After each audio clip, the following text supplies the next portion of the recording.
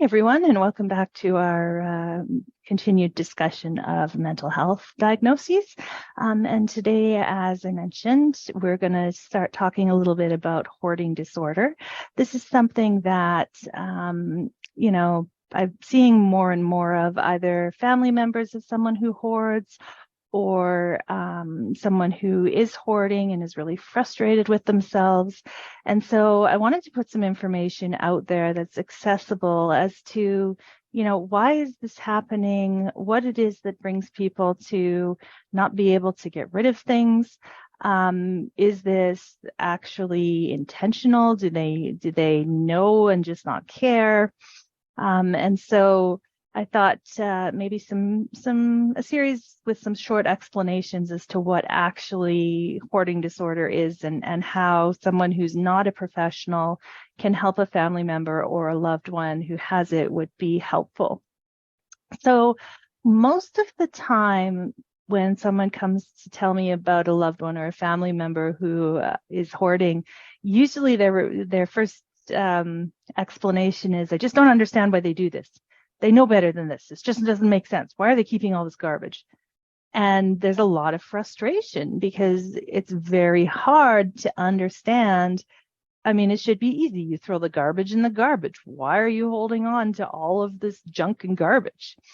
And so people get really frustrated and people get really annoyed with their loved ones, or, they just want to throw up their hands and walk away. Hoarding disorder, however, is more than just, lack of self-control or laziness or the inability to get rid of something. Hoarding disorder is actually considered under the heading of some of the anxiety disorders that we see. So people hang on to stuff and can't get rid of stuff because they're feeling very anxious. And there's a number of reasons why that could be. They may feel safe having all of their stuff around them all the time. They may feel that, if their stuff is too far away, their anxiousness gets intolerable. And so they feel like they have to keep it with them.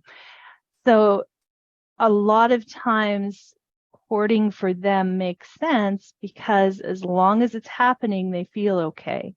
As soon as there's any kind of a change, then their anxiety and their feelings just shoot up rapidly.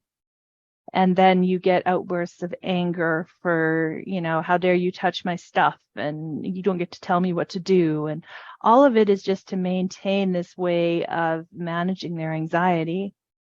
Now, working with hoarding disorder, it's very different than just going in and cleaning everything out, because until the underlying symptoms are dealt with, they're just going to fill it back up again because they feel they need that stuff around them. And when you talk to someone with a hoarding disorder, they do know what they're doing often doesn't make sense, or they're often very embarrassed about what they're doing. Or they may get really angry at you if you mention it because they are embarrassed and they know they should do something differently. But it feels to them like they just can't change it or they just can't stop themselves. And so, the reactions that you see to your simple suggestions are coming from that underlying issue and the shame and embarrassment that they feel about how their living spaces look or how certain areas of their houses look, and not because they think that you're wrong about whether or not they should throw stuff out and that they're right. So the only thing that I can encourage for family members overall is, showing patience and compassion to your loved one who's struggling with this, because it's just like any other mental health diagnoses. It's not a matter of them being lazy. And so I'm going to stop there for today. Next video that I put out, I'm going to talk a little bit about some of the specific steps that you can take as a family member of a loved one who has a hoarding disorder, and some of the things that maybe you want to avoid trying to do so that you don't damage your relationship. So I look forward to chatting with you about that next time, and thanks for watching.